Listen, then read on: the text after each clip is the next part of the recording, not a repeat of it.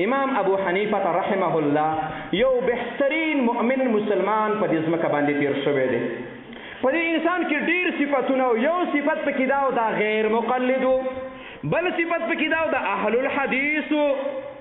ما ودي یو خبره کوم علماء ته بیت الزمن، انسان به یا مقلد وي یا به مجتهد وي. زما سوال، انسان چې درجه د اجتهاد ته رسیږي، مشران علما ناس کرمولا دا رسیږي شندګیره سینش انټوک راوالی کنه دا به درجه د اجتهاد ته رسیږي. سوال دا دی د بلوغ نه وروسته مرتبه د اجتهاد پر امام سے مقلد کو مجتهد دا خو تم باندې چې اجتهاد وروسته راځي. اوس مخکې به دوی کم طرف تشنا دی وشاته پلان دی مخکې سین دی سبا کې پاندو سین کې ګيري پرې دا خبرې نه کوم دي کې زما څه کار دی. راشي امام ابو حنیفه سے پیژنې لکه امام سے پیژنې اهل الحديث او اهل الحديث زمنګ مشر دی زمنګ پلار دی په دین کې، الله دې جنت الفردوس ورکي. سم سړی او نعمان نومو د پلار ثابت نومو خسړی او د کوم ځای نه ویم د دې قول نه چاته ورسته پوسو سئل عن ابي حنيفه رحمه الله اذا قلت قولا وكتاب الله يخالفه. امام صاحب ته یو خبره وکړي او به دا ستا خبره د قرآن سره موافقه نه وي، خطا وي. ولې عالم خطا کېدلی شي؟ پیغمبر نه دی عالم. نو ستا خبره والو که قرآن والو؟ قال امام ابو حنیفه رحمه الله د انصاف نه ډکه خبره وکړه اذا قلتم فعدلوا اتركوا بكتاب الله. د الله د کتاب په مقابله کې زما خبره ورته وې دي زی خپل کار به کوي زسو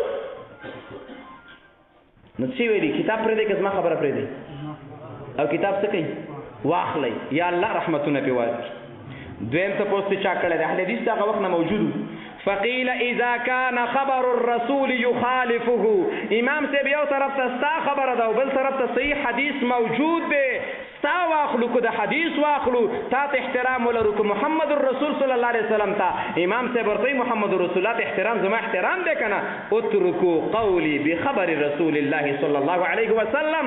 زما خبره ورته د رسول صلی الله علیه وسلم خبره مچ کی قربان دامه د محمد صلی الله علیه وسلم خبره او عمل دی دا بکوم ځکه ماته امام ابو حنیفه رحمه الله الله دې جنت ورکي هغه راته ویلي چې زما غ پرې د رسول الله چې ورته وره اده انصاف کو دا خبرې چا کړی منګ نه کوو.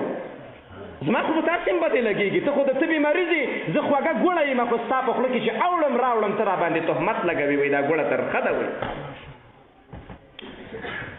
چا پرې نه خودلو ځکه عالم وکنه او خاصه اهل الحديث ناس اهل الحديث خو چې په معدن کې وزل پټ به موزي او رګ به موزي نو به بسروره کمپریسر ته مبلین بدل کې او ټول شپې ډزي تر څو چې کوډګي نه ماته کړي نه پری دي ځان کوډګي ته ورسېد ګورا. فقيل اذا كان قول الصحابه امام سے یو طرف ته ابو بکر صدیق او د عمر او د عثمان او د علي رضوان الله تعالی اجمعين خبره ده او بل طرف ته استاده تا واخلو کو د صحابه والو. قال اتركوا قولي بقول الصحابه. زما خبره پرې دی په مقابل د قول او وینا د شاکی وای شابه یا الله امام ابو حنیفه جنت الفردوس ورکی.